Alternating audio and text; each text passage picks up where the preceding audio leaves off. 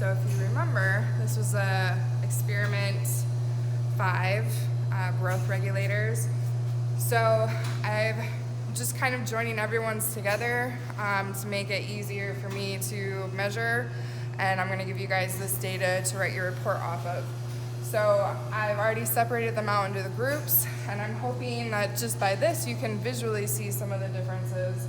So this is the control group, all right?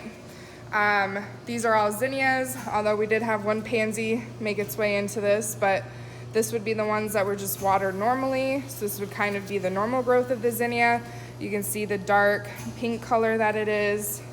You know, nice green growth, pretty good. That's our control. The next group is the ones that we sprayed with the gibberellic acid. So if you remember when we were talking about this in lab, you guys told me that gibberellic acid causes elongation. And so I'm hoping that you can visually see here the size of the control versus kind of the average size of these gibberellic acid sprayed ones. So we did have some elongation occur on the stems here. See how tall they are. We also saw some toxicity issues though.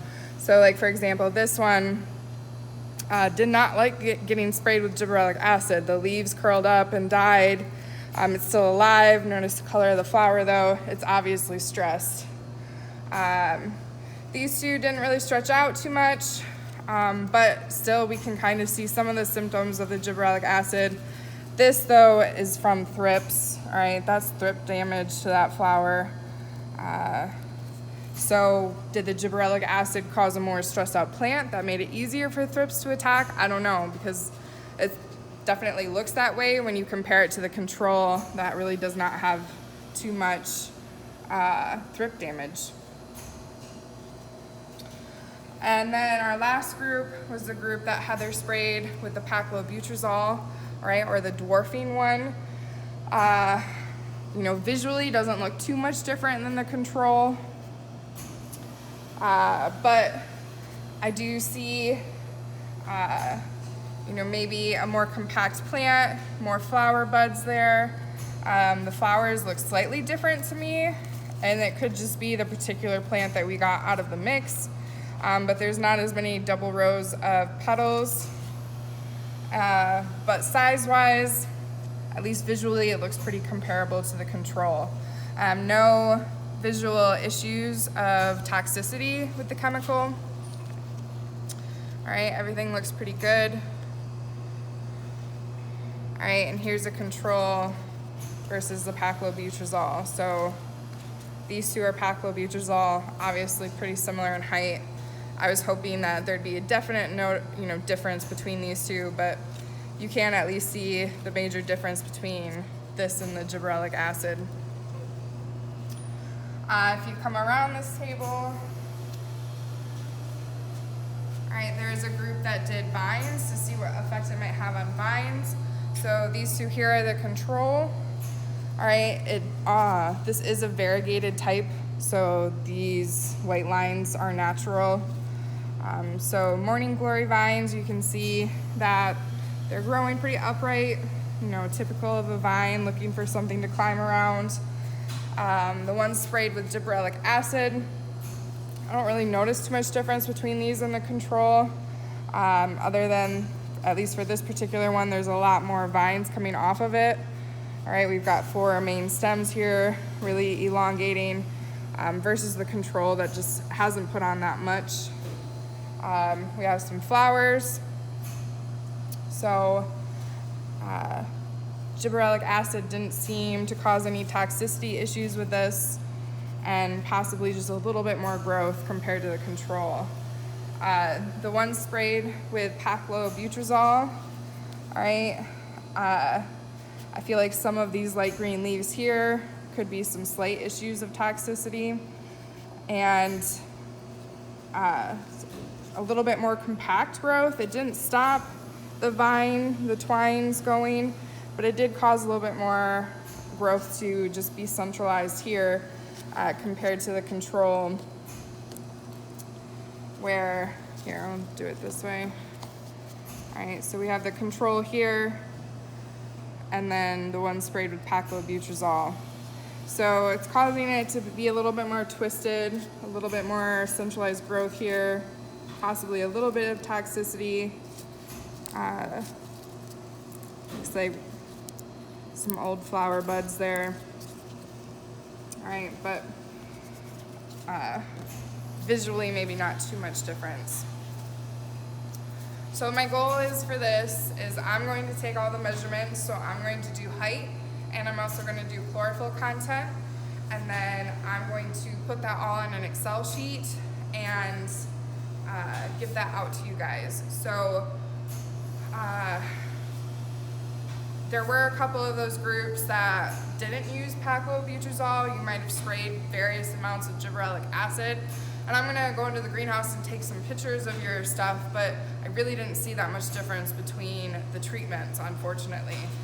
The pansies all look the same.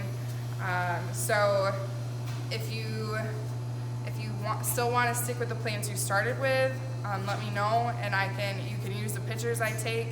But otherwise, I'm going to measure this group of plants here on this table, and that's the data you'll use for your lab report.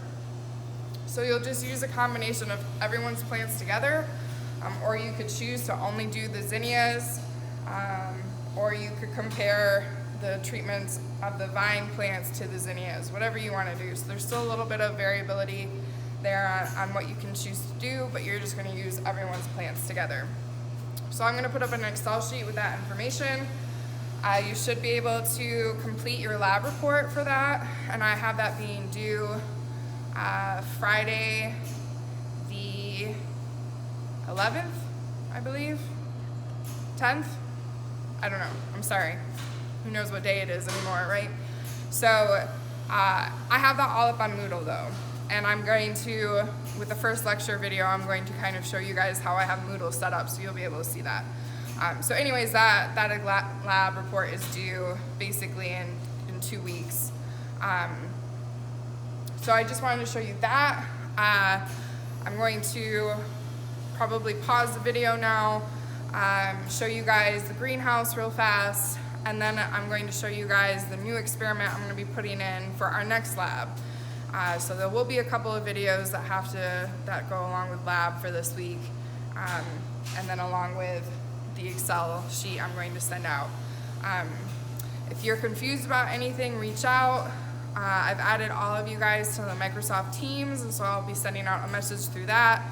If you don't have that app, your email will get notified, and then it will ask you if you want to download that app, and it's just kind of like an instant messaging thing through Microsoft that makes it easy for me to get in touch with everyone in the class. And then really I think that's all I have to say for right now, but if you have any questions about the lab report, please reach out and ask. It's a little bit different because you're using everyone's plants together, but I think you guys will be able to make it work.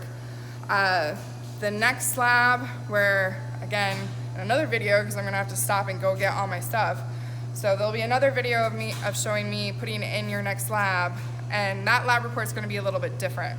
And I've already put that Word document up on Moodle. I wrote on the document everything about how I'm putting this experiment in. And then it changes a little bit on what I want you to write up, because again, I'll be taking photos and I'll be taking data, so you're going to have to get that from Moodle. But I want you to write an introduction part now that's a little bit about like what we're doing, what you find interesting, what your hypothesis is, a small section on materials and methods, which you can just pull it right from what I put up there on what I did, and then a results and discussion, which is where you take that data and make it into a graph and a little bit of a discussion about what we saw and does it match your hypothesis or not.